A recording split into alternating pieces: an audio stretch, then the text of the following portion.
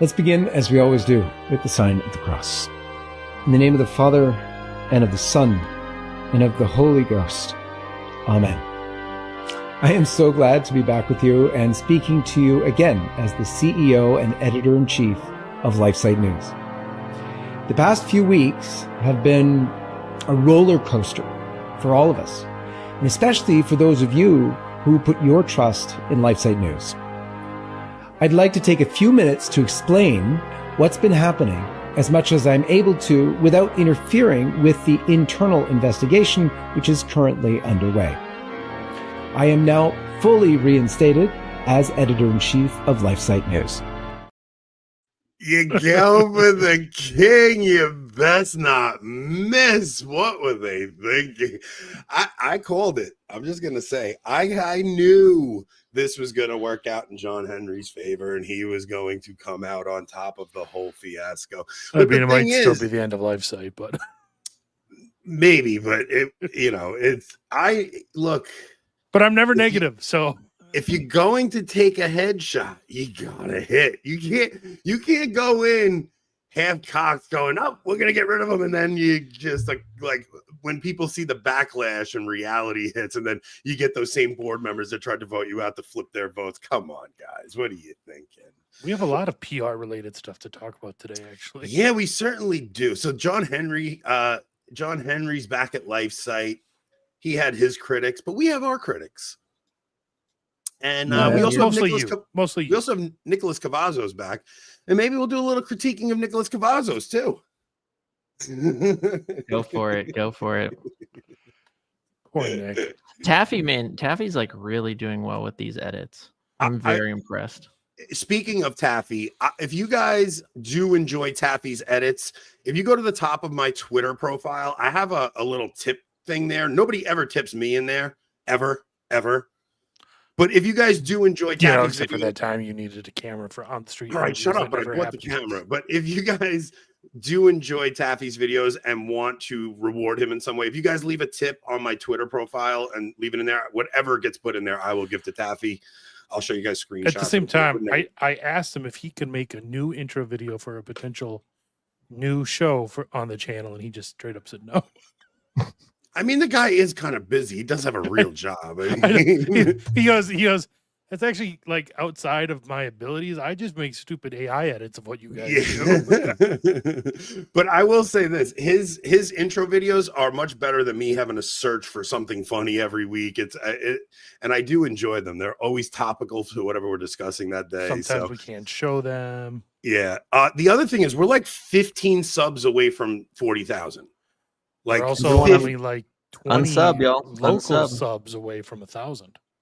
So we need two things tonight. We need you, if you are not subscribed, please subscribe on YouTube. Push us over the 40,000 mark. I mean, it's kind of ridiculous that we're not the biggest channel in this space because we're clearly the best show. I mean, we're obviously the best at this. And if you guys are missing out on the locals portion, that's the best part of the show. So I don't know why you guys, I have something in my eye. I don't know if it's my cats or what. I'm sorry. I'm just rubbing my eyes incessantly. But yes, so if you guys can help push us over 40,000 tonight, that would be nice. And we got some things we're going to get into. But the thing is, having a lot of subs hasn't really changed our channel much, and our views are the same. What having the high subscriber count does is affords you better opportunities for guests. Like we need at least 50 to get Knowles. Yeah, for sure. So I apologize, guys. I don't know what's going on with my eye. So our last video that Rob and I put out was a 16-minute clip from our local portion. It was the Jonathan. Oh my gosh, I might have to get Visine or something. This is really bad. I'm sorry. So it was a 16-minute clip from our locals episode a few weeks back where we discussed how to operate under a corrupt hierarchy. And while discussing that, I had kind of thrown out a comment where I said all of the popes since the council seem to be ashamed of our Lord. Now, what I meant by that was since the council, there's been this reticence from the popes to present Catholic teaching the way it was taught before the council. There's this, even the idea of ecumenism and showing how all religions are kind of on equal footing, and we're all about dialogue. It's this shame of saying things like there's no salvation outside the church. You don't hear that anymore. It's like every time they were to actually say like a teaching of the church, they always seem to feel the need to like lead with almost like an apology, or lead with like some sort of conditional statement, and not just state it now on top plainly. Rob found a bunch of statements of the post-conciliar popes apologizing for the pope's past, for the church's past behavior. You want to pull that up, Rob? Sure. Let me find it here. Anthony, are you allergic to cats? Yes, and I have two. Two? What happened? What? I don't usually touch them, and I'm usually okay. I don't know what's going on with my eye. We all saw you get the one. When did you get the second? Yeah, kind of. My wife. Yeah, dude, I don't want to have that fight right now. Kind of a general reluctance to scare moderns. Absolutely. So now the people that watch our show typically, especially on locals, kind of understand that there's nuance to our conversations. They all pretty much have similar takes that we do. And I'll do it on the Molly. I'll do that. I'll try to make it as long as I can, and maybe we'll do that on the switch over to locals. I'll just have to deal with it. So yeah, so I have some of the, so like for instance, JP2 during the Jubilee of 2000, he issued a broad apology for the sins of the church. On March 12, 2000, during a Day of Pardon Mass in St. Peter's Basilica, he said, "We humbly ask forgiveness for the part that each of us with his or her behaviors has played in such evils," referencing the Crusades, "thus contributing to disrupting the face of the church." I don't know what I had to do with the Crusades 1,000 years ago. Everything, Rob. But everything. If anything, I wish I'd had more to do with them. Like, yeah, but forget. Yeah, the fact is, there's nothing to apologize for in the Crusades. The Inquisition, they apologize for the Inquisition. Yeah. So in a 1998 symposium on the Inquisition, when he opened the Vatican archives to scholars so they could study it, he noted the need to purify memory by confronting historical injustices, without mentioning that like the Inquisition was at the time considered the most just legal system in Europe. Let's see. In a 1998 document titled "We Remember: A Reflection on the Shoah," he expressed sorrow for Christian complicity and anti-Jewish sentiment and the Church's silence during Nazi persecutions. During a visit to Yad Vashem in Israel in 2000, he said, "I assure the Jewish people that the Catholic Church is deeply saddened by the hatred, acts of persecution, and displays of anti-Semitism directed against the Jews by Christians at any time and in any place." And then in 92, he apologized for the Galileo affair. He called it a tragic mutual incomprehension, even though Galileo at the end of his life basically said he was at fault and he apologized. So that was just JP2. Yeah, the next one is fine. That should have been apologized for. Yeah. Forced conversion of indigenous peoples. I mean, look, we could go through these. It's a very long list. Then you have Pope Francis going to Canada and apologizing there for events that never even took place. There were no mass graves there, right? So this is what I was talking about. Now, when we did that, people only heard the phrase, the post-conciliar popes are ashamed of Christ, and they can't grasp that there might be something to what I'm saying. And some people in the comments were saying, I need to repent and believe the gospel. Then Blue Collar Catholic, who's I think he's a guy from Jersey. He's a truck driver who I've always I always thought he was a nice guy. He put out a video. It was very kind. Like, I don't want anybody to think it like the way he went don't go after him or anything. No, not at all. No. Like he went about it with good intentions, but I think he mischaracterized what we said, and there's something that I'm noticing amongst a certain group of people. So why don't we play that clip, Rob, and just kind of get into what he has to say about it, and I'll try to make my point after watching him. Do you want to go wash your eye while I put this on screen? I think I'm all right. I mean, it might have to come to that, but I think I'm all It is 3 minutes, so if you want me to stop at any point, let me know. Really enjoyed myself. So some people just are negative. They just got to complain. And this is what I see with Anthony. He just, and something went wrong. Something ain't, if the Holy Spirit gets a hold of this guy, he's going to be so on fire for the Lord and so on fire for his church. He'll be a great evangelist. What are you now if you're not that? His temperament. I mean, it's a little bit of a slap in the face, but I'll let it go. His temperament, like if you study Hippocrates, 4 temperaments, his temperament is one that is generally optimistic, Pollyanna. So for him to be so, Except for the 90-day cycle he's always on with the black pill. But so negative, I don't know, like they got to him, somebody got to him either on YouTube or, maybe his dad was a negative guy. I heard him say his mom wore the pants in the family, which all right, you got to pause that real quick. You never actually said that. No, I have to address that because sometimes, like I said, sometimes you say things and people don't actually hear what you're saying. They kind of just catch a glimpse of it. My father was a very masculine guy. My father was definitely the man of the house. What I've said is he left religion to my mom. So my dad taught all of his boys to be men, taught every one of us how to provide for our families, taught all of us how to work, like everything you would expect, the natural virtues from a man, my father gave us.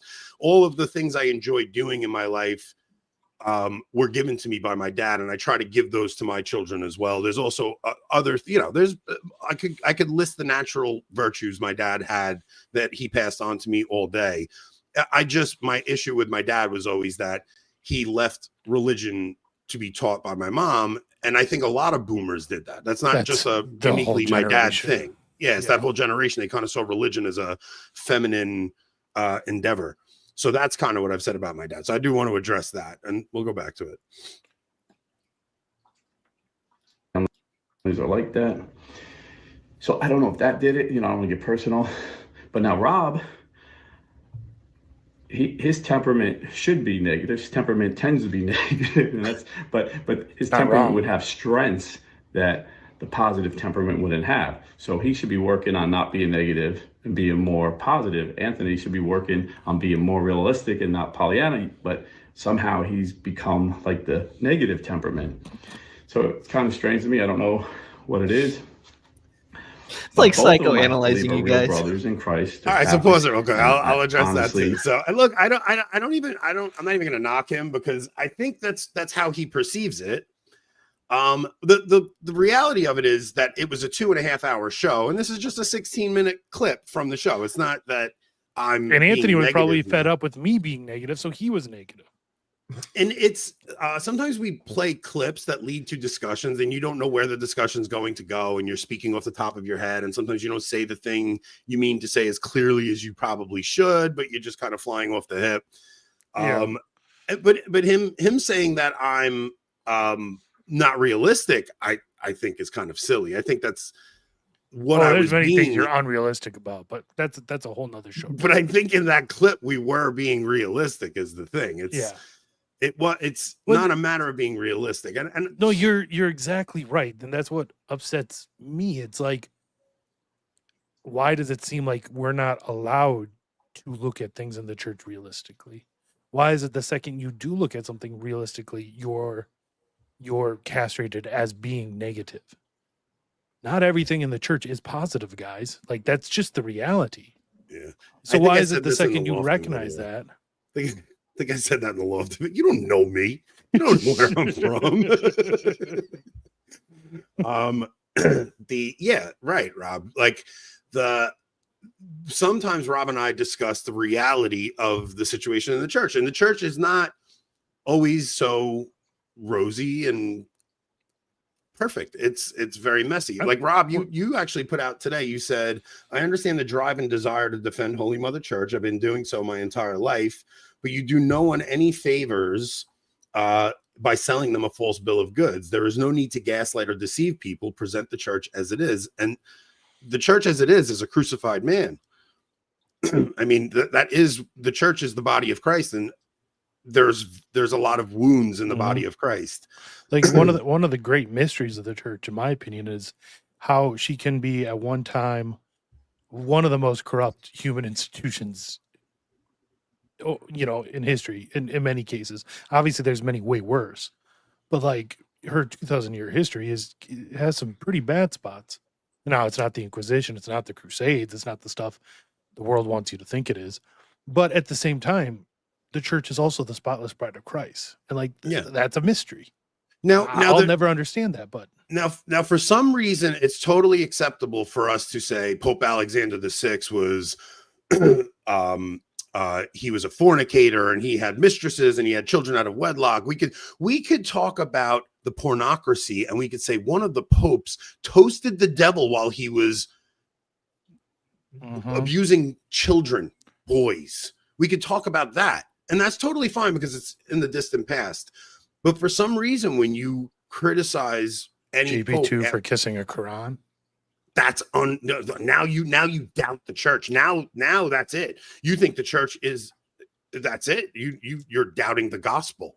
Because Jesus said the gates of hell will not prevail. And if you criticize a post-conciliar pope, you're saying the gates of hell prevailed. And that to me is completely insane. It's preposterous. And I'm trying to understand the logic. And look, so I want to be very clear about this. I'm not saying all converts do this. What I'm saying is all people that do this tend to be converts. So like clearly there's tons of converts who are going to see things the way I do, but the people who take this view tend to be converts, where maybe they converted under Francis and he's the only pope they know. So if you're criticizing the pope that they come into the church under, I get that they want to defend that pope because they're trying to justify their reasoning for coming into the church at the same time. But saying that Francis said some confusing things, or saying Francis, you know, there were very problematic statements he made, is not saying that the gates of hell prevailed. It's not saying that he's not the pope. It's not saying any of that. It's saying he made some very problematic statements here, and we can address those. I think a lot of it is also age. A lot of them not only are converts, but they're also, you know, Zoomers, or they're just young in general. And I think for them, society, like our nation, our society, our culture, our civilization, has failed this generation at almost every conceivable way, at every level, right? And to them, the church is the only thing they have to hold on to. It's the only thing keeping them from drowning. And I think there's this inherent fear that if she's not perfect, you know, then she's gonna fail them too. Yeah. And then they'll have nothing. And I get that fear. I really do. Yeah. Well, the thing is, all right, so I want to get back to it. I don't know if I screen recorded enough of the clip where he gets into it, but I want to show this real quick. So Protestants think Catholics worship the Pope, and some of them still seem to think that after they convert. So there's this caricature from Protestants that Catholics worship the Pope. Then when those Protestants become Catholic, they think they're supposed to worship the Pope. You know, and it's not. It's strange because I probably held a very ultramontanist view before Francis myself. I would have defended every single thing Benedict said. I would have defended every single thing JP2 said. But Francis kind of made me look at things a little bit differently. And it was an eye-opening experience. And it made me have to look at my view of the papacy and what it meant to me. And does this mean the gates of hell have prevailed, or what does this mean about the church? And I've had to go back and see it through a typological lens and try to see how in ancient Israel, there were tons of Israel's leaders who failed and did things wrong, and they were still the chosen people. They were still the people of God. They never ceased to be the people of God. Convert here. And why don't you invite more converts on your show? The vast majority of our guests have been converts. Nick is a convert. Most of our friends are converts. Almost every good Catholic I know is a convert. Like You married a we're convert. not missing that point. My wife's a convert. Like trust me, we have no hate or dislike for converts. They are the that's best Catholics out what I'm there. trying. I want to be Converts very are kind of the worst, though. I mean, let's be honest. Like, they are kind of the worst because the real issue behind a lot of this is just daddy issues. Like, the reason that a lot of people, especially if they're like 15, 16, 17, they're converting. I'm glad they're converting, right? I'm glad they're here. But they have messed up families and they expect the Pope just to be this perfect saint. And the reality is he's still a man. And so it's just daddy issues. Okay, so to play devil's, I'm open to any criticism of my opinions here too. So if you guys want to say, you guys don't have to worry about offending me. To play devil's advocate, the reason trads don't get an invite to the table is due to the perception that we turn on everyone and each other. So I want to be very clear. I'm not turning on blue collar Catholic here either. I'm trying to address his actual criticisms of me. And in my experience, yeah, trads do that, but that's largely because even when we do nothing but go to our TLMs, go to the mass that we feel is best, pray in Latin, don't say the luminous mysteries. Anytime we just live as trads, there's someone out there saying that we're not being obedient, that we're not really Catholic, that we're basically Protestants that don't listen to the Pope. So you know what? Yeah, screw you guys. we are going to turn on you. While simultaneously saying the Protestants are our brothers and sisters in Christ. Right, exactly. Yeah, sometimes it does feel like this group particularly shows more charity towards Protestants than they do towards Catholics. And one of the things I see is they will treat Sedevacantists as if they are the scum of the earth. And they'll say they're Protestants when they're not. I mean, Sedevacantists are Catholics who think the Pope is not the Pope. But they hold the Catholic faith. And so to me, they're just really annoying about it. They're very annoying. Don't get me wrong. They're very annoying. They're one of the most annoying groups on the face of the earth. So I understand that. But they are Catholic. And you should have more in common with a Sedevacantist than you do with a Protestant. I understand a lot of them can be annoying with the Novus Ordo sect and stuff and all that stuff, but they are some of the most cringe people in the world, generally speaking. So let's get back to the video because I want to point something else out in it. Don't get that sense that they're grifters like Marshall and John Henry Weston, like they're the real deal. Like they love, they're Christians and they enjoy getting together, talking, and they're saying what they believe. They're not lying to make money. They actually believe this, but they're wrong. They're wrong. And yesterday, I didn't get to watch the whole video because, like Anthony, I work for a living, and but in between stops, I'll put on YouTube and listen. And he said this. Anthony Abate, I think his name is, said this, and this is what I'm calling out, brother, an open rebuke. He said, all the post-conciliar popes are ashamed of Jesus Christ. Brother, you need to repent of that. You need to repent of that. So you're saying Pope St. John Paul II, Pope Benedict, Pope Francis, and Pope Leo are ashamed of the gospel of Jesus Christ. Yes. That's just wicked, bro. That needs to be repented. And I went back today to make sure I got the quote right, and I seen in the comments someone wrote this. I didn't listen to this part, but where is he filming from? I don't know. Looks like a goth Hobby Lobby.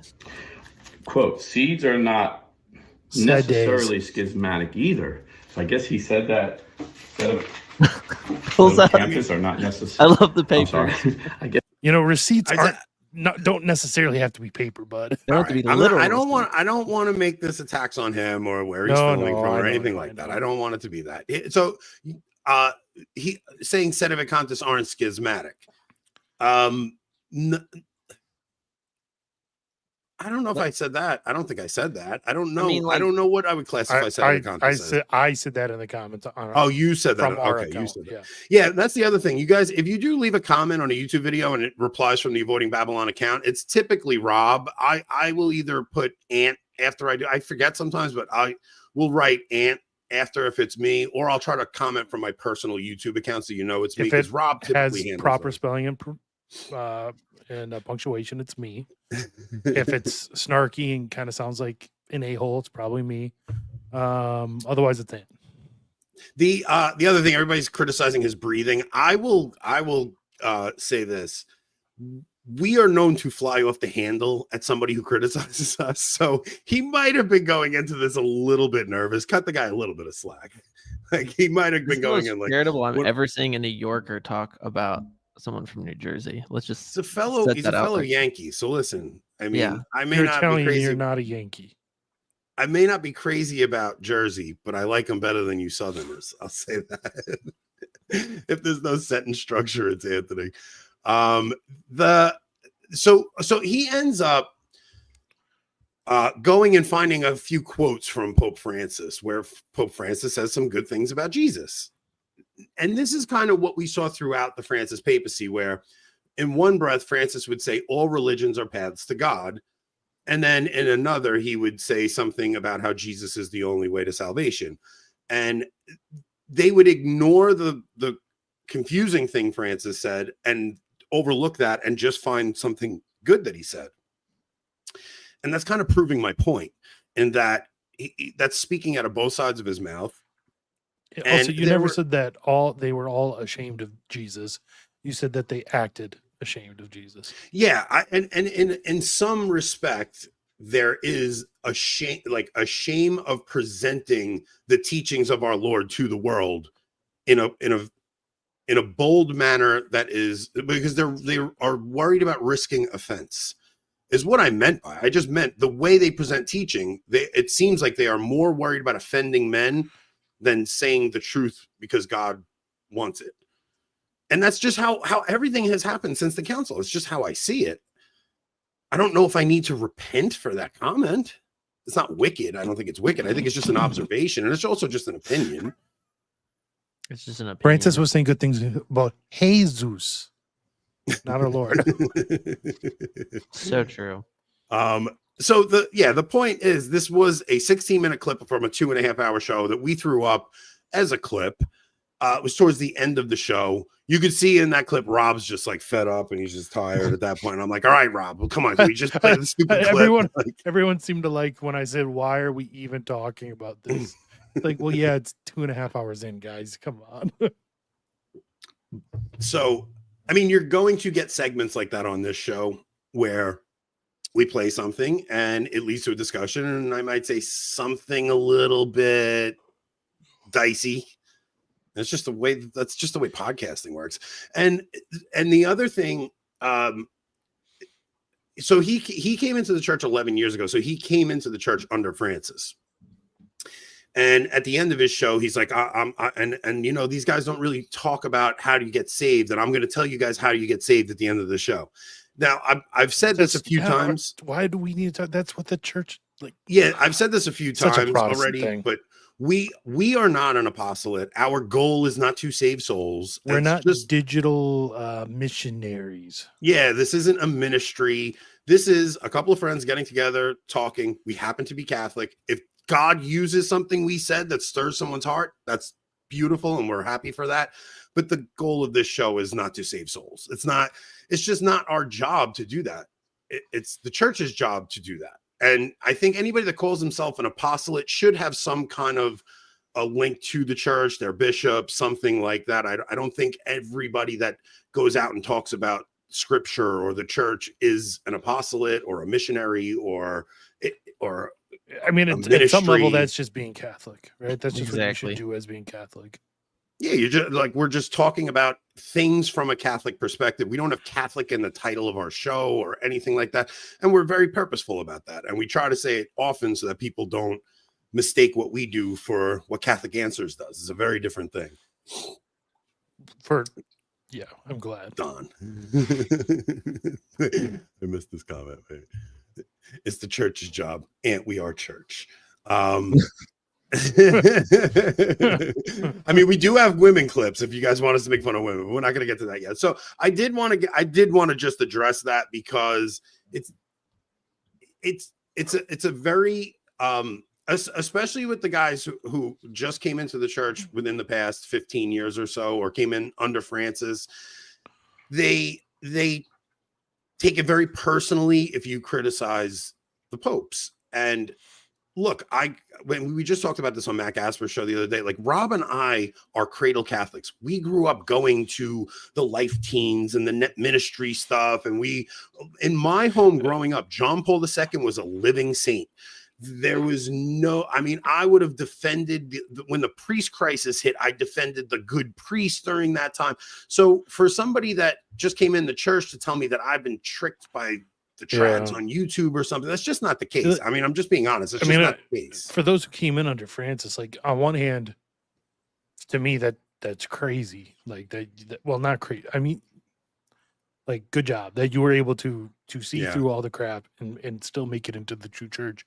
But at the same time, the church you came into since 2013 or in the last 10 years, even post Traditionis Custodes, was in many ways a far better church than it was when I was growing up in the 90s. Yeah. Right? Like the average liturgy in the 2010s, way better than the average liturgy in the 1990s. And guess what? The average liturgy in the 2010s and even now in the 2020s, still pretty bad, no matter what you say. But yeah, you have to like. Well, Cradles has seen some crap. So it's all what I'm trying to say. It's just to say that I was tricked by like guys like Taylor Marshall or something. That's just not the case. Is that I went from I grew up in a church where the Pope was writing documents like Veritatis Splendor and defending life. And even despite his faults, John Paul II was very good on a lot of moral issues, especially on abortion, especially on just speaking out on the dignity of marriage, things like that. So to go from having a Pope where you always had to defend the Pope from the secular media to then all of a sudden having Francis where you're now the secular media is praising him because he's saying things that are contradicting what just the Pope before him was saying. Like, this isn't even so much a post-conciliar thing. It's just that's the reality of the situation. Yes, I know sometimes the media would like skew the things Francis said to make it sound worse than what he was really saying. It doesn't matter. A lot of the things he did led to scandal. And you have every right to be upset about that scandal as a Catholic. In the fact that there was almost never any clarification after the fact tells you all you need to know, really. No, exactly. If you think about it, when Pope Leo was elected, you see the people on The View, they're just like, oh, we're so concerned that this Pope has said these really, derogatory, hateful statements about the homosexuals at X, Y, and Z. We hope he's like Pope Francis. Point is it just, even if Pope Francis hypothetically was as base as they were joking around that he never ever came out and gave the appearance to the broader world. That was the thing. You always had to just do these gargantuan reinterpretations. Plus, have you guys noticed a lot of the guys who do this, they're all Americans. If you go down to Mexico, you'll find like priests with concubines all over the place. Like like you go to Mexico, you go to South America, it's like communist priests, priests with concubines. You go over to like Europe. America is really blessed. America, like, for all of the issues Protestantism has, the one thing about America is that like we're fairly liturgically trad, and even with all the messed up parishes that are out there, when you leave, young guys, 17-year-old, and you go to Mexico and you're like, wow, the local priest is shacking up with several concubines and this is just like the normal thing down here, and there's all these folk saints and stuff, you start to get a broader picture that the church is in real grave crisis, and it's not just a bunch of angry trads online. Set up a contact. I love when you super chat because I love taking your money. I just wish your comments were more engaging. Like, they're just not funny. I don't know. Like, I wish I just understood what they were even saying half the time. We all know Uncle Ant went to Italy and saw the abs of Michelangelo's David, and now he has unshakable faith. Artist, like, I don't even know what to make of that. He gets mad because he thinks I have Sedevacantis views, but I still obey Rome. I would be happy if you found. He's mad because we what's the saying? We got to bake the cake and eat it too, or something like that. Yeah. I would just be happy if he found some Sedevacantis parish to go to mass at. The guy doesn't go to mass. Like, I don't care if you have the Sedevacantis views, but like, go. Like, you don't even receive the sacraments. I don't want to hear from you. Why are we talking at you? Because that way we don't have to talk with you. All right. So we do have other things to get to.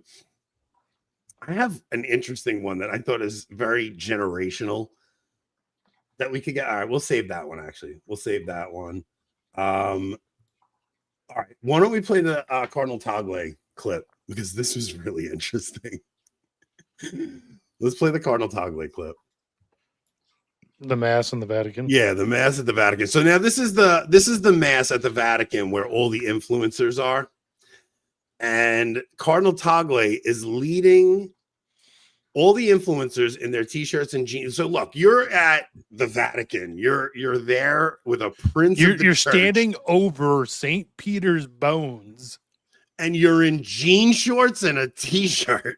You're really not doing all of us so-called influencers a favor, guys. Come on. These are the influencers. Now, I want you guys to pay attention to something. Cardinal Tagle is leading them in the Pater Noster, and everybody's freaking out. Look how trad this is. They're all raising their hands. They're all in the Iran's position, and none of them know the Pater Noster. It's very interesting. Like, you're watching it, none of them actually know the Our Father in Latin. It's a very interesting video to watch. So go ahead, hit play.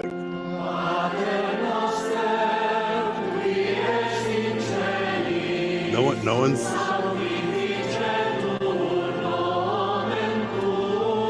They're like, what is this? What is this?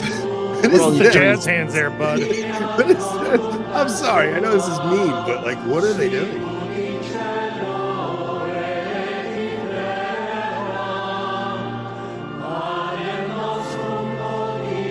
You'd really think it's someone who does so much karaoke would have a better voice. All right, we can kill it. I mean, the thing is, I do kind of feel bad making fun of them. This is where St. Pius X once had mass. This is where St. Pius V once had mass. Now we have Michael Lofton, probably altar serving up there, giving his advice. Can you imagine how many heaters Pius X would have had to rip after that mass like that? You the stress level just. Would they have 2 cigarettes today? Look at these kids in their jean shorts. What am I dealing with? Oh, we're so mean. I'm sorry. I don't know why we're so mean. I do. I've had a headache for 3 days. All right. Then we got Joey Swole. No. And then we got an HVAC technician, and we also have woman says she wants to divorce her perfect husband because she can't find herself. Where you guys want to go? You go, girl. Let's go with the girl. You want to do the woman? Woman says she wants a divorce from her perfect husband because she can't find herself, and immediately. I mean, I know their sense of direction is bad, but it's that bad they can't find themselves. This is okay. Let's play this clip because I want to talk about this. I want to talk about this. We're gonna do Joey Swole next. Okay, hold on. What a name, Joey Swole. It's because he's swole from testosterone, but it's an interesting thing to discuss because he's this juiced up masculine guy and he's terrified to be a man. So that's why I do want to, because it shows you what a LARP masculinity can actually be. But all right, we'll do this chick first. Okay. Thank you, Janice. I think I'm just having fun. I don't know if I'm going to actually post this because this is super vulnerable for me. Clearly you did. Open person. But earlier this year, I told my husband I wanted a divorce. And this would probably shock a lot of my friends and my family because I hadn't told anybody, okay? I'm guessing they probably weren't shocked, actually. I walked myself through the logistics of where would I live, how would we split the time with the kids, who gets the dog, where all of those things, okay? Had a full breakdown. I feel like I have been searching for something in my relationship that we don't have for the whole time we've been married, which has been 10 years. There is not a single thing about my husband in and of himself that I do not love. Let me be very clear about that. He is the most self-disciplined, loyal, hardworking, good person that you could meet on this planet. Divorce And that is probably the reason, that is the reason why I have not left. Okay. Our relationship and what my expectations are for my marriage and what they always have been are not met, right? Which I don't know if anybody's are. The reason that pushed me to even bring up divorce and talk about it was the fact that I feel like I don't. Nick. Oh my gosh. I Not can't you, be Nick. myself with my husband. And it's really confusing because I'm 32 years old. I Pause it. am a mom of Pause 3. it. This And might be the most insane comment. This- ever. We can't show it. We can't show it. Why? No. This what needs to be culturally enriched in Cincinnati. So true. Diversity is our strength. We love cultures. We love cultures. That is I mean, so honestly, that was ridiculous. those were the stories I was hoping you guys were going to bring up tonight. Those are the real interesting. For the stories. record, though, people, if you're not carrying a gun everywhere you go, I don't know what you're doing. All right, so we have to we'll take a pause here and we'll discuss this woman for a second, because I've been studying this thing that's happening with women a lot for a couple of years now, and it's Dr. It's a- Abate over there. it's a level of evil, right? This woman's like, I have the perfect husband. He just lays down does everything. There's nothing I don't love about him. But I want a divorce because I'm bored. I want a divorce because I'm not getting what I want out of this relationship. And he doesn't even know me, but like, I don't know me. So I don't know how he could know me because I don't know. Like, this is an epidemic amongst women that they get bored and they're watching whatever they're watching on the internet. Then they get a group of girls around them who are yapping in her ear, telling her, girl, he Well, doesn't deserve you. You don't, You he know what doesn't. it is? SSRIs, man. All these Might women be. are on them. And it literally dulls your brain to everything. Everything's boring because it it brings up those lows that, depression, that you're depressed because you waited until you were 30 to get married and have kids, and now you're all, never mind. But anyways, it makes everything just boring. Well, I think it's overstimulation from the internet, right? So if you're flipping Yeah. through, like, she's on TikTok, she's like, now, I see this with all women. Like, no matter how good their lives are, they're looking at other women on Instagram and TikTok, and they're seeing these snapshots of people's lives when they're Well, on these vacations. and none of it's real, right? It's None of all it's real. fake. Yeah. Like, the girls who have the greatest Instagram lives are the most unhappy at home, typically. So, but I'm not letting the husband off the hook on this, because he's allowed his wife to go down this road, and she's talking to him about divorce, and now he's begging her, oh, how can we fix this? How can we fix this? Instead of just telling her, shut up. You have 3 children. What are you even talking about divorce? What is wrong with you? Like she needs to be told no, this woman. And that is what she's actually seeking. She doesn't know herself because her husband hasn't helped her learn. You are a housewife and you are a mother, and this is actually your duty in life. And this is where you'll find your meaning. Yeah, the whole idea of doing it like amicably and talking about how we're going to split everything, and that husband needs to be like, I will make sure your children know exactly how much of an evil witch you are if you do this. It's more than that, because she doesn't actually get divorced. She at the end of the video, she asks people for advice on how to fix their relationship. But a lot of this lies in the husband. Like, yes, this woman's psychotic and evil, but the husband doesn't want to leave. But he's also he's not being a man. He's just, this is what I mean when I say women actually don't want a pushover guy that they could just tell what to do and he does whatever she wants. Like, that's not a challenge for them. They don't like that. They're not, he's also not making her little things that she does.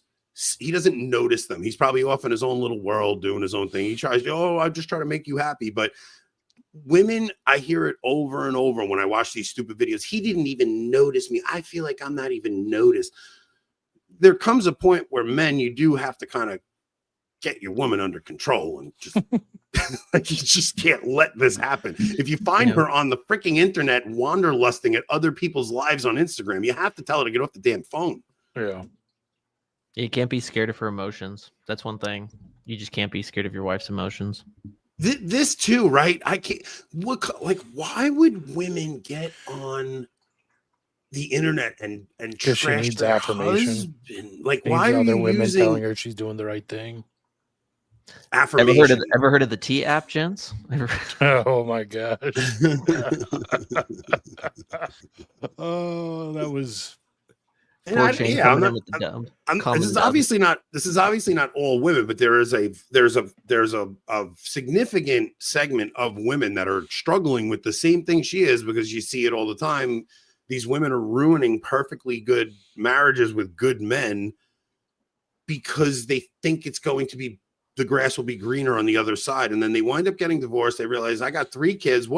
Because I think a lot of them get looked at a store when they go somewhere and some guy checks them out. So they all of a sudden think they're going to have a ton of options before them when they get divorced. And then they get divorced and they realize you'll get one night standed, but no guy wants to wife up a chick with 3 kids and an ex-husband. Especially when that 40s. video's online. And and you're trashing your man online like that. It's just such a strange time we live in, that women have such an overinflated view of themselves, and they think it's going to be so much better on the other side. And then they wind up leaving, and they realize, and the husband actually does move on. Like, the husband will go scoop a chick up because this just happens. It just does. The woman files for divorce. She winds up in a rut in dating, and she just gets one night stand and no guy wants to commit. And then all of a sudden the husband needs another. Will find a. Did we lose Rob? We lost Rob. They banned Rob. We lost Rob. Okay. I thought it was just my internet. Yeah. So the woman will,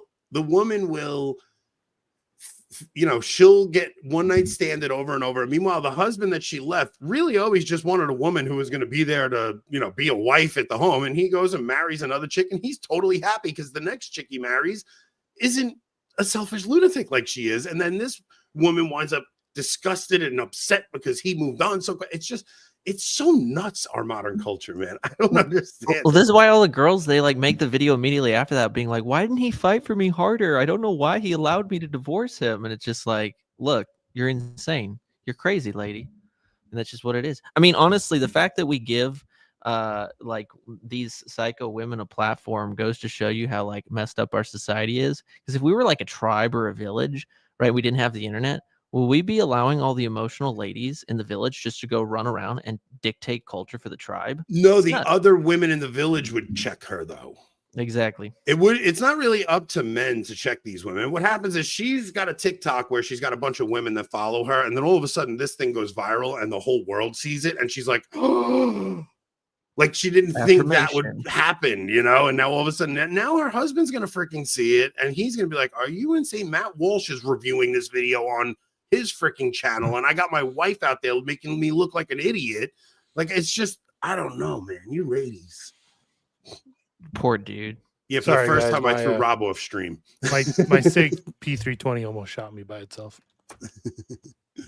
They'll do that, man. They'll do that. All right, let's do Joe. All right, we'll move off of the craziness of modern women, and let's do Joey Swole, because all right, so Joey Swole. So who is this guy?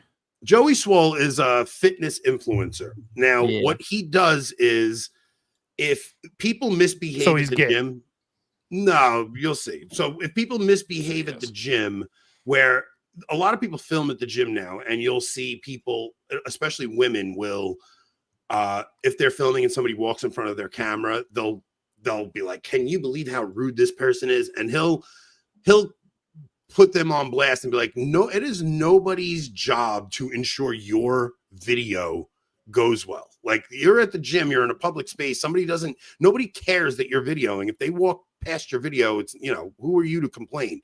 Some women have accused men of checking them out. when they Stalk weren't him. really. He'll call that out. Like, he's done a lot of good things in that respect. He tries to promote good gym culture. So now Hulk Hogan died the other day, and Rest Joey in Swoll peace. did like an homage to him, and he dressed up as Hulk Hogan and did a little performance dressed as Hulk Hogan. And the leftists came down hard on him, flipped out on him. How can you defend this? How can you give an homage to this guy? He was a racist. And Joey was like, I don't. This is something that happened in his past, and he apologized for it. And he stood his ground at first, and then all of a sudden came this groveling apology. So let's listen to the apology. Okay, we have to. First off, he's got the little line shaved in his eyebrows. He's definitely gay. I owe my followers, my community, and all of social media an apology. A few days ago, I reposted an old video of me in the gym wearing a Hulk Hogan Halloween costume on the day that he passed. Last night in my live stream, a lot of people expressed how upset and frustrated they were with me that I had posted that. Instead of listening and understanding like I should have, I became defensive and said that I was posting to celebrate the wrestling icon. It's funny how obviously he is reading from a script. I think most of his videos he talks like this, though. Like, I mean, you can see him looking at it, though. Yeah. I think he does this in most of his videos. But Oh, yes, really? This was definitely pre-written and very well planned out. Person that so many of us looked up to as kids that we grew up with, that made us tear our shirts and take our vitamins and say our prayers. I didn't know to the extent of all the horrible things that he had done. Since last night, I have done a lot of research, talked to a few people, and learned all of the horrible, horrible things that that man has done, which is way more than just making a mistake and being human. So because of that, I have taken the videos down, and I apologize to anybody that I offended. I am sorry. Also, during last night's live stream, I used the word colored instead of saying person of color, which is a very Oh, you idiot! I forgot about that part. Yes, he did. Yeah, What a he loser. said colored people instead of saying people of color. Can you- Oh, what an idiot. People still Can you do believe this? we live in a world where that people think that matters? Bro should have just dropped the N-word at this point. It's 2025. How are you even dealing with this apology nonsense? Getting yourself I'm saying, canceled in It's 2025? 2021. It's like, what is going on? Did you Finish see it that out. tweet today where I said, I love that I can say anything on the podcast and like no one cares and they'll go after you instead. Yeah, but because I'm such a big mouth that I've well, kind of someone become- replies, okay, prove it. Say the N-word. Yeah. I'm like, okay, you got me. The thing is, I've been accused of saying things that Rob has said. That's what happens. So you may say something, but people assume I'm the face of the show and it came from my mouth. So I've had to like clarify. No. Oh, bad cop said that one. I didn't say that one. Okay, you want to finish this up? Mhm. dated, very offensive term. A few moments later, somebody educated me and told me that it wasn't okay to use that, which I immediately apologized to everyone and Oh my said, I gosh. would never do that. I'm sorry. Please don't take my empire. Please. I'm sorry. Please. I'm sorry. Dude, this guy's taking soy supplements, clearly. What is he doing? I don't know. What have I said? Are they saying I've said sorry or the N-word? don't know I what to immediately say. apologized after being educated. Goodness. Again. So once again, to anybody that I offended, I am sorry. You know, my whole page, my whole brand is based on holding people accountable and doing better. I would be a hypocrite if I didn't hold myself to the same standards. I am human. I am still growing. I am still learning. And I promise all of you, I will do better. I have nothing but love and kindness in my heart. I will continue to try to make the world a better place. And once again, to everybody, cowardice in your I heart, apologize. my friend. So leave it up because I want to read that. All the good I've done, all the people I've helped, all for nothing. When I need help, when I need kindness and empathy, nothing. I truly hope all the people I've inspired to do great things in their life and pay it forward to help others and carry on my message. But no matter how much good you do, no matter how many people you help, they just wait for a reason to hate you and tear you down. It's true. You either die a hero or live long enough to be the villain. Quoting Batman. Wait, thank you for your support. Please remember me and smile. I love you all. I am done. Quoting Harvey Dent, first off. Harvey Dent, Second yeah. off, bro, you're a gym influencer. You're not saving anyone. You're not dying a hero being a gym influencer. Maybe this guy can marry that egotistical lady. Maybe he can marry that broad. The actual point everyone should take from this is this guy is jacked out of his mind. I'm talking juice out of his face, huge, like probably 320 in muscle. But when it comes down to it, I don't, because I see a lot of guys are very like harping a lot on you got to get to the gym. You got to get, yeah, you do have to get to the gym. You do have to challenge yourself to do hard things. But when it comes down to it, that's not going to give you like fortitude in a situation like this. He should have just stuck to his original statement where he came out and he said, look, Hulk Hogan made some mistakes in his past. He apologized. That's it. Leave it alone. You give an apology to people and they smell blood in the water and they come for you. So now once you've apologized, all you've done is upset the other half of the people that would have stood by you if you just stuck to your original statement. So he managed to piss off everyone because the leftists will just keep coming for him. And now everybody on the right is going, you complete loser. Like, how do you do this? How do you just completely cave to pressure from leftists at this point? Which apology was worse? As her Voice of Reason. I haven't seen Voice of Reason's full one. Voice of Reasons was a non-apology.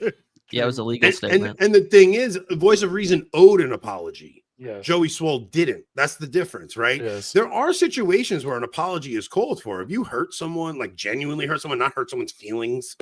I mean, if you misuse your position, things like that, like there are times when an apology is called for, but not when a bunch of leftists are coming for you.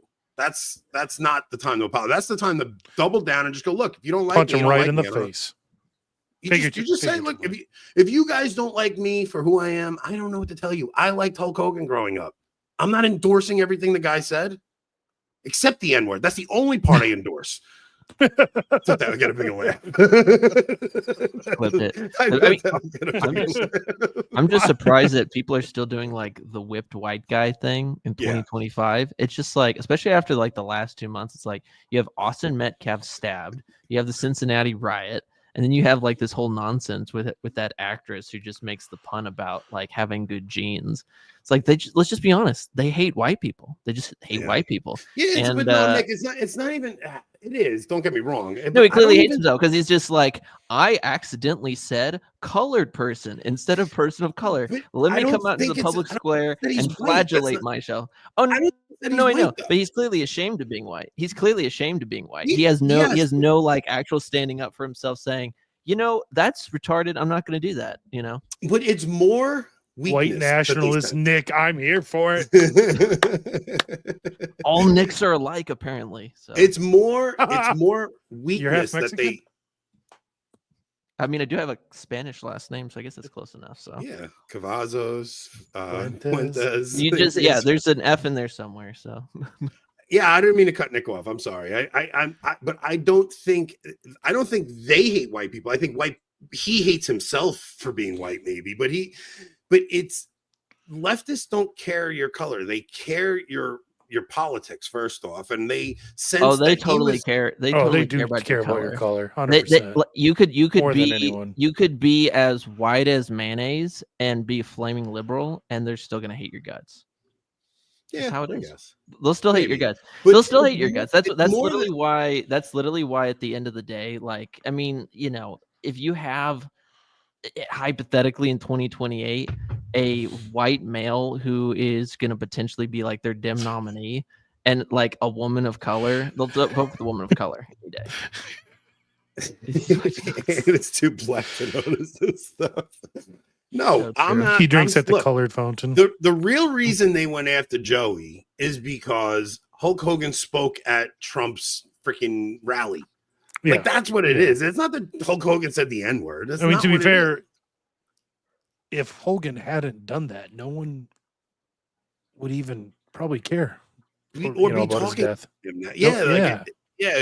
No, I mean, Hulk Hogan dies, you're going to get something. But the fact that he just spoke at Trump's rally is what raised everybody's attention to bring back those 10-year-old allegations of him dropping the N-word, things like that. So it's just, this is more a political thing than it is about being white. It's just, they just, I mean, maybe for him, but like, I mean, for this Joey guy, it's clearly he's just ashamed of being white. For the record, like, I didn't know Don Bongino was just Italian either. Bongino? That blew my mind. Well, yeah, okay. Now, once someone said, I'm like, oh, well, Bongino. Dan Bongino, you think Dan Bongino's I thought he was a black guy. He looked the most black name I've ever heard. While we're on the subject, can we talk about the Sydney Sweeney ad without playing it? Because I don't want to play the ad. Play it either. But I want to discuss the insanity of the ad itself, where she's coming out and the whole ad is talking about you inherit a bunch of things from your parents, your intelligence, your eye color, your skin color. It's in the genes. And she goes, my genes are blue. Like, dude, it's an American Eagle. My genes are good or something like that. Or I have good genes. Good genes or something like that. But dude, look. The level of trolling that American Eagle did with this, especially because the owner is Jewish, dude. The Sydney Sweeney probably is too. I mean, if the market's there, Well, I was gonna say take the W. People surprised that it's like you don't know much about them if you don't realize they're just gonna. If it's gonna make them money, they're gonna do it. Dude, everybody's talking about it. It is one of the most epic trolls I've ever seen. Can you find the Dunkin' Donuts ad? Because that one we could play. Let me find the Dunkin' Donuts ad, because that one's actually funny. All I'm gonna say is it's a good thing boomers. No offense, any boomers in the audience. It's a good thing they're dying off in the next 15 years because they're not ready for what's coming. The next Holocaust movie. No, they really don't know. You know the Holocaust movie that's coming out. The one after that's going to be a comedy, and they're not ready for that. Honestly, it's probably true. What am I looking for? Dunkin' Donuts. Dunkin' Donuts ad. Dunkin' Donuts came out with an ad to play off the American Eagle one, and they did the same thing. It's a freaking white kid who was apparently this white kid was in a show, and he's in hot water right now because he was like he said homophobic things and racist things. So like the kid's already in trouble for saying things against whatever the LGBT stuff and saying racist things. And they put this kid in the Dunkin' Donuts ad, and he's again talking about his superior genetics as a white guy. Dude, I am so here for these companies trolling the left right now. I think it's amazing and hilarious. White boy summer. We'll see if this works. I've never tried to play an actual TikTok video on stream before. Look, I didn't ask to be the king of summer. It just kind of happened. This tan? Genetics. Just got my color analysis back. Guess what? Golden summer. Literally. I can't help it. Every time I drink a Dunkin' Golden Hour refresher, it's like the sun just finds me. So if sipping these refreshers makes me the king of summer, guilty as charged. Look, I want the audio. It's white boy summer. It's white boy summer. We're so bad. I want the audio of the Sydney Sweeney ad though. Like I don't want to play it because whatever, it's Sydney Sweeney and she's whatever. But maybe I can find it. If you can find just the audio. Yeah, I was like the only bad thing about that ad was just her being like sexualized, but the actual message was a dub. All right, wait. I want to find it. Hold on.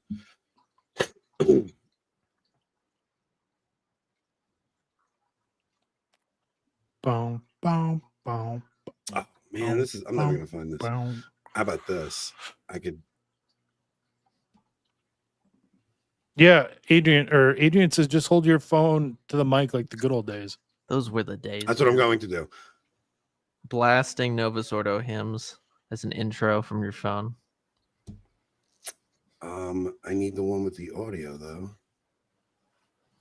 Come on, you people. The thing is, what's really here it is. Lofton, I just got a text message. Lofton blessing all the creators at the Vatican. What could that actually be? If that's real. Oh man. Hold on, what is this? Is this for real? Oh no, he's just speaking. It looks like he's blessing people though. I've never seen Franco look more annoyed. Hold on. We're gonna share this because this is funny. What do you got? Michael Lofton blessing the crowd. Oh, I got it. I got it. I got it. Just wait a You second. guys, all right. What are you playing here? Uh, What are you about to show us? I missed out. Good old Mikey Lofton's blessing people at the Vatican. I just got a photo texted to me. Give me a second. Let me get it. You know what else I here. found out What? about Franco? Look at this. Look at the look on Franco's face. Hi guys, the reason I'm here is that I trashed everybody that was my best friend. I got look. My name's here's what I'll Michael say. Lofton, and I'm a Look, he played the long game. I'm not going to knock him. The guy played the long game. He's now at the Vatican. All that stuff. We thought he was losing his mind about the Oh, no, he's definitely Muslims. losing his mind. Muslims are going to get to heaven because from the virtue of their own religion. Not even saying like from invincible ignorance. He was basically saying the good things in the Muslim religion can save Muslims. He was saying that, and I got him an invite to the Vatican because these sickos in the Vatican believe that. So yeah, Franco's on with the music video. But Franco is Matt Fradd's clip editor now, and he's been throwing a couple shots at me in Matt Fradd's Instagram videos. Me and Tim Gordon. But all right, let's play the Sydney Sweeney audio. Ready? Genes are passed down from parents to offspring, often determining traits like hair color, personality, and even eye color. My genes are blue. Sydney Sweeney has her genes. Bro. Is it just me, or does she sound a little lacking in certain areas of genes? Well, the Or way actually, she talks is like she ridiculous. has extra genes. And the genes are passed down gonna- from parents, and that like she's just an airhead. She's playing. I don't know if she's playing a role of an airhead, but Right, she's slow. She annoys she me. sounds her like voice. she's slow. That's Genes are passed down from parents, and she really does seem slow. But listen to what she's saying. Genes are passed down from parents to offspring, often determining traits like hair color, personality, and even eye color. My genes are blue. Bro, they put this blonde hair, blue-eyed bombshell up talking about genetics and how genes are inherited from. The thing is, it's cool to be white again. That's just the thing. That's like American Eagle from the 90s. Yeah, it's cool. It's I like mean, Aeropostale and I mean, if you're a businessman and you actually have connections to Twitter, like you're retarded if you're not like playing the long game and realizing like what the market needs to be for Gen Z. That's what I'm just saying. this is a genius ad campaign. Genius Ad campaign, because they said something they could have plausible deniability about, but they knew it would trigger everybody. Everybody's talking about it. It's just, the thing is, like, don't mistake with this. Like, we all have to, like, Sydney Sweeney's a hoe. Like, I mean, she's a filthy, dirty woman. Like, I'm not gonna fall into the new conservative trap like where it's not based. No, it's not. Not It's at all. The ad campaign is hilarious. Don't get me wrong, but I'm so sick of conservatives and the conservative influencer calendar, and they bring up these trad women. Like, you're all disgusting. Yeah. You're all disgusting. There's nothing conservative about any of this, but what a genius troll to have this blonde hair, blue-eyed white chick get on and start talking about genetics. They're getting media coverage. They know what they're doing. Yeah, it was a very smart ad campaign, and whoever came up with it, very smart. About the Abadi School of Marketing, the Abadi School of Public Relations, I know something. the Abadi School of Wallet Tricks, the Abadi School of Flag Swole, Selling. if Joey Swole had consulted me, everything would be fine right now. He'd still be gay. Yeah, but nobody would know. Yeah, Anthony's like, I am. I mean, if he wants to fix that, he's got to go to Milo. He could still be in the closet if he would have consulted me first. American Eagle, what did Bobby say? American Eagle can make the exact ad with a black celebrity and double down on the attention while denying the implications. No, but they shouldn't. They should get an even hotter blonde hair, blue eyed girl and double down on it because that's just where with we a are. German accent. Yeah, we'll do the Franco Matt Frad drama over on Locals. We'll do we have other stuff for Locals too. Let me just say, I do want to discuss the AI thing, the HVAC technician saying how AI is coming for blue collar jobs. That's not happening, and I have reasons for thinking that. And we also have Father Martin's was cleared. We also have what else do we got? I don't know if we could do that story. I don't know if I could even. Oh yeah, I know. Yeah, I don't know if. Oh, you know what I want to do? Oh, especially this. I have this. Play it for a second. It might be the ages, but something should transcend. Sorry, guys. Apologize. What am I playing? The right above it was the second to last thing I sent. It might be the ages, but something should transcend. I want to see if you two get this on screen. And I want to watch how quickly the chat gets it because all my millennials are going to get this one. But I have Why a feeling wouldn't Rob's I get not. it then? You're not going to get it. I'm You're not a going to get it. There's no millennial. chance Nick is getting it. And the second I heard this, I was like, how did none of these people know this? And I want to talk about it from a generational standpoint because it's something so unique about what's happening in today that's different from previous generations. Okay. Rachel, what did DMX want you to do after you stopped, then dropped? I don't know. Brian, what did I'm too DMX white want you to to do get this after you right. stopped and dropped? Pause it. Nick, what did Chat. DMX want you to do? What did DMX want you to do after he said to stop, drop? Is it roll? I mean, I got one right. This is trivia time. How do you people not know this? Stop, drop, shut them down, open up shop. How do you guys not Because know we're this? white. That's why. No, it's not because you're white. I was not a Listen to wigger. me. There's plenty. Literally every white kid growing up in the early 2000s should know this. No. Look, No. well, yeah. What, are all these people black? All these people black? Spiritually, yes. No, Internally, Look, there's something interesting that's happening now because when I was growing up, I knew music from my father's era. I knew music from my older brother's era.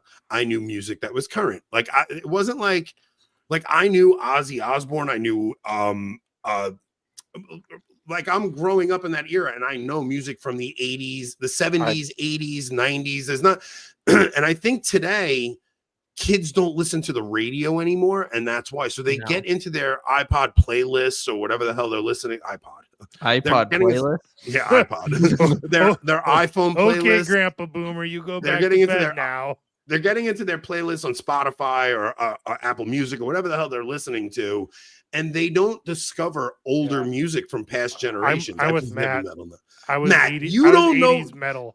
I don't care if that's what you played or listened to. You didn't go to parties as a kid. Like, No. you didn't go out anywhere where something like that I didn't song have my was first played. beer until after I graduated. I didn't have that my first song beer until I was- was 22. That song was played everywhere. Everywhere that song was played. I mean, I don't know. I mean, I guess I was a wigger on Long Island. Don't get You me were in wrong. the you project. really I did were. listen to a lot of hip hop, but that song should have I mean, that was a top hit on Z100 in New York. I mean, it wasn't some I don't live in New York. crazy I don't know what rap Z100 song. is. Yeah, so Rob, did you guys have high school parties? Probably. I don't know. You didn't go to them? In theory, yes. I mean, I hung out with friends, but I mean, But you guys didn't have parties where like all the kids from school would just go to somebody's house and you have a keg in the backyard. The parents were away and stuff. That wasn't your upbringing, no. No. bro. We would have keg parties in the woods. Like there You was live on woods Long by Island. Where us. the hell is there woods? Plenty. Well, The when I was a woods is kid, there was a half lot. acre in the backyard. There was a lot when I was a kid. Now there's not so many. Now there's old housing built on them and stuff. But when I was a kid, there was tons of woods. We had one place we called the cornfields where we would ride our dirt bikes. We had another place called the mall trails. There were like all these different areas by of the woods. time I was in high school, you people, your half of the generation, screwed up so bad where like our parents, they were so scared of getting sued if something went bad. You know what I mean? Like, yeah. Dude, it's the total opposite now. What do you mean? It's the total opposite now. You remember we were talking the other day about how I was telling you about my wife has this mother that she knows that she buys beer for the kid.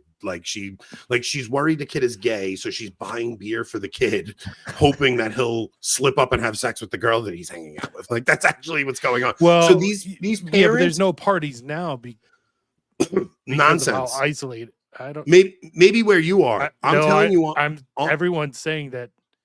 Like I see it online. People will talk about house parties back in the day, and kids these days have no idea what the hell they're talking about. Okay, so maybe it's a Long Island thing. Maybe it's a Long Island thing. On Long Island, there are parents who are letting their kids have parties, and the parents are supplying the beer. Yeah, see, I think I think most of the country parties just don't exist. Man, this is maybe a uniquely Long Island thing. I even saw that in college, from like when I was in college to when younger people I knew went to college. Like college parties even dropped off. Yeah, college parties have really died down. I don't know. This is a uniquely Long Island thing. When I tell you the parents, especially the mothers, want to, maybe it's an East Coast thing. Like the mothers specifically are trying to relive and feel like they're young still. So the mothers all got plastic surgery. They all dress. The mothers will be in their 40s dressing like they're in their 20s and having parties at their house to try and still be young and hip and let their daughters have these fun experiences and have their sons be, have these. They want to be the cool parents. It's a bizarre thing that I'm seeing on Long Island, and I see it with like my siblings, kids, friends, and stuff. It's a really strange phenomenon. Yeah, I don't know. I mean, when I was in college and on the rugby team, we'd have, I think our record was a 4 keg party. Usually it was 3 kegs per party, but like then like within the 10 years after that, any college party I was at was not near like that. That's for sure. All right, let's go over to the other side because I'll tell some personal story. Like I had my daughter's graduation party Saturday. I'll tell some stuff. Why'd you put that up? What? I didn't put anything up. Yeah, you did. You were showing your private messages. No, it's just from you and Cunningham. And... Oh, all right. I didn't know if you didn't want that up though. All right, I so usually don't, but yeah, so we're going over to locals. We're gonna talk. I got some updates on my kids, what my kids are doing. I found something very good for my daughter. So anybody that's got daughters, I'll tell you what my daughter is doing. My daughter is 17. She graduated high school, and we were trying to figure out what she was going to do in the interim between meeting somebody for marriage and things like that. I got an update for that. I got my son too, because the whole goal is don't get buried in college debt, find a career, or find for my daughter it was more find something to keep you working without getting into any kind of college debt, and then maybe if you're ever in a situation where you need to help your husband, you could have this as a bit of a side gig that you could do from home, something like that. So that's what we worked on with my daughter, and we think we found something very good for her. Then we also have the Father Martin story, and I want to do the AI story. So head over to locals. If you guys are not over there, you're missing out. That's where we have the most fun. We could say things that are even worse than what we said on YouTube tonight, and we said a lot of crazy things on YouTube. Did we say anything bad? I mentioned a colored fountain at one point. Oh, we'll also tell you guys how Nick told us he couldn't reveal something to us, but Tim Flanders revealed it to all of his friends, of his. He didn't even really though. Yeah. I get it. No. When I want to find out what Nick's up to, I have to hear it from Tim Flanders. Nick won't tell me himself. That's what I'm telling you. I don't talk to colored people anymore. All right, let's go to locals. Holy crap. Oh, I am clipping that. Holy cow! I hope you don't run for office, boy. The best way to contact Anthony for a speaking engagement is by calling at 3 a.m. The phone number. Hold on, let me pull it up here. Just shoot me an email at team@avoidingbabylon.com. It's online speaking engagement. I don't know. I don't know if I could do that. I don't know. I'll try. I'll see what I can whip up for you guys. All right, we're going over to locals. Take us out, Rob. How do I do this? It's been a while. Download. Wait, Steve's asking. Download locals and do what? So download locals and just go to locals/avoiding Babylon, right? Avoidingbabylon.locals.com. If you're in the live chat, I put the link in the. Let me pin the link. Hold on a second. Locals. Okay, is it's fun. pinned. If How you're are you in the guys not live, locals members? if you're in the live chat, click on the link I pinned at the top. It will take you to locals. You'll be able to watch until I switch it over to private, and then you'll have to actually join our locals, which is $5 a month, or what is it, 40, 50 Oh, just give. bucks? He's got the link. Don't worry about that. Yeah, whatever. You'll figure that out. We're also 9 subscribers away from 40,000. If you guys are not subscribed, hit subscribe. You can share the join for show. one show even. Yeah, Though Anthony will call subscribe. you a cheapskate. Share the show. Join for one. Yeah, you could do a single. You could do a single view on locals for like $4 or $3 or something. All right, take us out. Okay, I'm going to do this just the crappy way. Give me a second. These are always awkward. Well,